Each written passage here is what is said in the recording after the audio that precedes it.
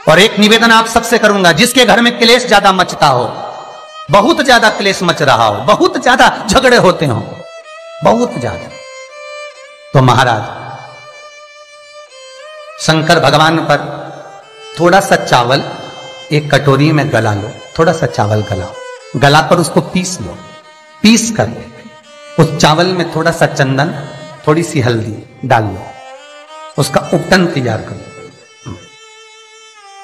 बुधवार के दिन, कोई भी बुधवार, शंकर जी के मंदिर में जाकर शंकर भगवान के शिवलिंग पर उस चावल का लेपन करो। 7 लोटा पानी, मात्र 7 लोटा पानी शंकर को समर्पित करो, शिव को समर्पित, अपनी कामना कर कर अपना भाव रखो। जब वापिस चलो, जिस कटोरी में से भगवान शंकर को आपने उपटन लगाया था, वही कटोरी घर लेकर आओ। घर के मूल स्थान जो भी हैं, हर हॉल में, कमरे में उसकी एक एक बिंदी लगा दीजिए। मात्र 3 बुधवार आप कर लीजिए, आपके घर में कभी क्लेश नहीं हो सकता। भूमि का कितना भी दोष होगा सिद्ध हो। जिस घर में रुपया आ रहा है, जा रहा है, 1 रुपए कमा रहे हो, 100 रुपए खर्च हो रहा है, घर में पैसा नहीं दिख रहा, व्यापार तो अच्छा कर रहे हो, घर में 4 लोग कमा रहे हैं, सब कोई मिलकर कमा रहा है, तो वो भी पैसा नहीं दिख रहा, तो वो भी धन नहीं दिख रहा, रुपया नहीं दिख रहा। महाराज, अगर धन संचिता में नहीं पड़ रहा, धन संचिता में नहीं आ रहा, तो महाराज शिव महापुराण की कथा कहती है, तिल्ली का लेपन, तिल्ली काले कलर की तिल को लेकर उसके साथ में थोड़ा सा चावल, और हमारे यहां चावल के साथ में चावल की धान आती है, आपको बाजार में मिल जाएगी चावल की धान, जिसको जौ का भाग अलग हो जाता है, जौ गेहूं की हो जाती है, पर चावल की धान कहते हैं उसको। इन तीनों को एक कटोरी में रख लो, तीनों को पानी में गलाना नहीं है, बस कटोरी में रख लो। महाराज, दरवाजे के नजदीक में, जब दरवाजे से अपन बाहर निकलते हैं तो उल्टे भाग में उसको रख दिया जाए। घर से 1 लोटा पानी जिसमें कच्चा दूध मिला हो, वो कटोरी शनिवार के दिन रखकर रविवार को उठाकर ले जाकर कलश नीचे रखकर सीधे हाथ में कटोरी रखकर शंकर जी को समर्पित कर दो। जल चढ़ा दीजिए। बाबा भोलेनाथ के जो चरण पादुका है, उस पादुका में वही तिल्ली, वही चावल का भात, वही जौ, जो आप चावल का धान बोलेंगे, धान, उसको लेकर दोनों भाग पर समर्पित कर दो। आते समय वो दोनों भाग पर चढ़ी हुई तीनों चीजें उठाकर लेकर आ जाइए। दुकान में, व्यापार में, व्यवसाय वाली जगह पर उसको रख दीजिए। कभी जिंदगी में संपदा कम नहीं होगी, संपदा बढ़ेगी। 3 रविवार आपको करना है सुख की प्राप्ति के लिए, ये भूमि के दोष को मिटाने के लिए। आपको कथा में पहले भी कहा था, 12 नक्षत्र, समय, घड़ी, पल, दिन, ये जितने भी बनाए हैं मेरे महादेव ने बनाए, मेरे शंकर ने निर्मित किए। एक एक पल, एक एक घड़ी, एक एक क्षण शिव बनाता। 4 महीने चतुर्मास के भगवान विष्णु देव सोनी एकादशी पर जब सोने जाते हैं, तो भगवान शंकर को बुलाकर कहते हैं, ये 4 महीने जितना दान, पुण्य, सत्कर्म, संकीर्तन, भजन, कीर्तन जो होगा शंकर, ये मैं नहीं करा सकता, तुम करा सकते। इसलिए चतुर्मास की शुरुआत ही श्रावण से, इसलिए चतुर्मास की शुरुआत ही श्रावण से। शंकर कहते हैं, पहले जल में चढ़वाता हूं, पहले मैं भजन करवाता हूं, स्मरण करवाता हूं, कीर्तन करवाता हूं, जितना भजन, दान, पुण्य, स्मरण, नाम, कीर्तन जो होगा चतुर्मास के अंतर्गत, वो सब देवभाग को प्राप्त होगा। पितरों को, पूर्वजों को, आहूतों को दान करो, पुण्य करो, सत्कर्म करो। चाहे गौ माता को दो, चाहे बहन बेटी को दो, चाहे किसी भिक्षुक को कुछ दो। उस समय तुम्हारे चेहरे पर सल नहीं होना चाहिए, उस समय तुम्हारे चेहरे पर, तुम्हारी नैनों में अश्रु नहीं होना चाहिए, उस समय तुम्हारे चेहरे पर प्रसन्नता होना चाहिए। घर पर बहन बेटी आ जाए और बहन बेटी राखी बांधने आई, बहन बेटी तीज त्योहार पर आई और तुमने एक साड़ी दी या 500 रुपए दिए या 1000 रुपए दिए या 2000 रुपए दिए और भाभी का मुंह भगोने जैसा हो गया, चेहरा उतरा हुआ। भाई राखी बंधवाने बैठा तो पहले जेब में अंदर से जाकर पत्नी से पूछकर आया, इसको 500 देना है कि 300 देना।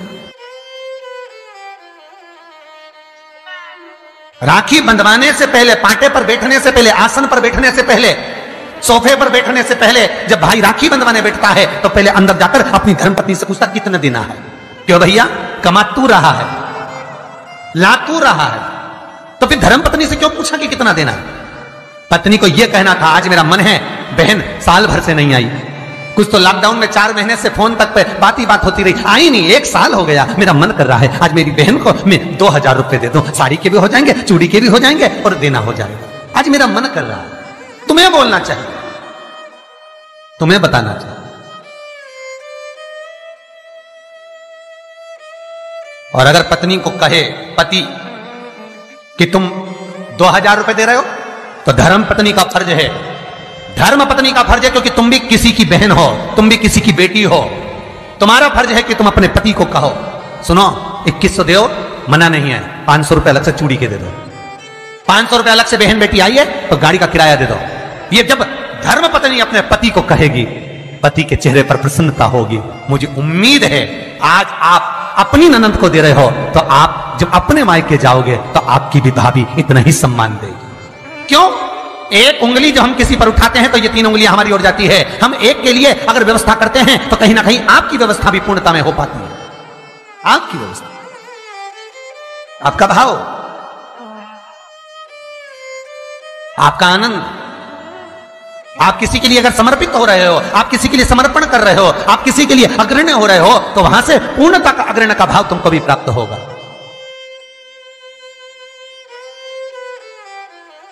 रक्षाबंधन पर भाई राखी बंधवाने बैठ रहा है तो धर्मपत्नी से पूछ रहा है कितने रुपए देना है।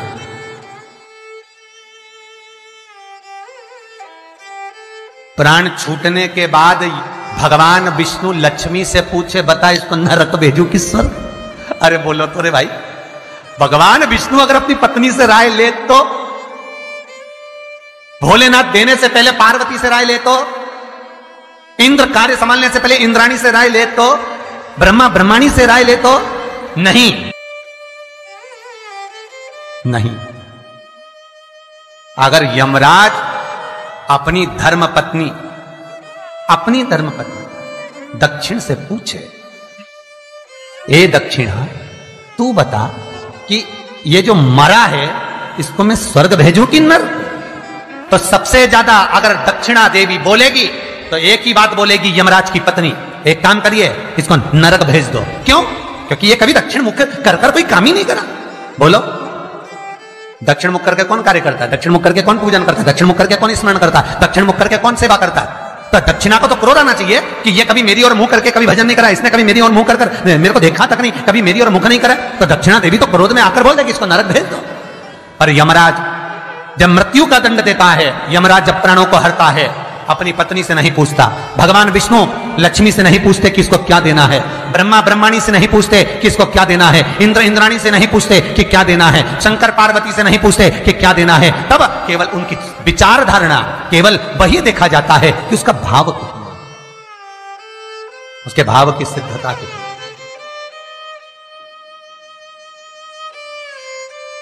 पर आज का जमाना है, बहन जैसे ही आई राखी बांधने, भैया चलो बैठो पाटे पे, अंदर अभी आया, अंदर गया, कितने देना?